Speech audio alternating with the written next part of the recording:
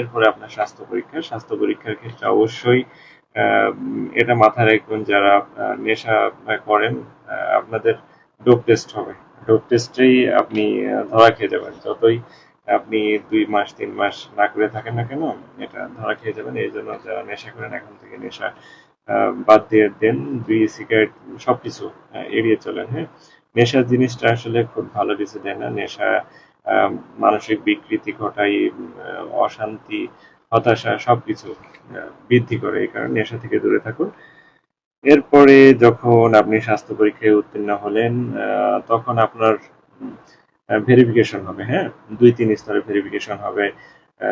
Police headquarters প্রাথমিক অবস্থায় হচ্ছে জেলা পুলিশ আপনার ভেরিফিকেশন করবেন, জেলা পুলিশের ডিএসপি, ডিবি, এরপরে এনএসআই। হ্যাঁ, আমার যেরকম অনেকগুলো ভেরিফিকেশন হয়েছিল, তারপর পুলিশ হেডকোয়ার্টার্স থেকে অনেক ভেরিফিকেশন হবে।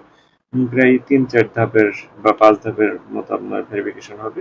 এটা যখন আপনার কোনো ধরনের ব্যাকগ্রাউন্ড ঝামেলা না থাকবে।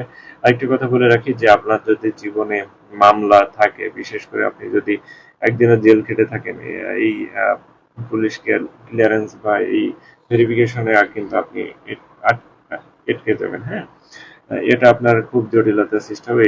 এই কারণেই যে কোনো চাকরি প্রস্তুতির আগে, বিশেষ করে ডিফেন্সের আগে, অবশ্যই মারামারি, অযথা ঘোরাঘুরি থেকে এড়িয়ে চলবেন।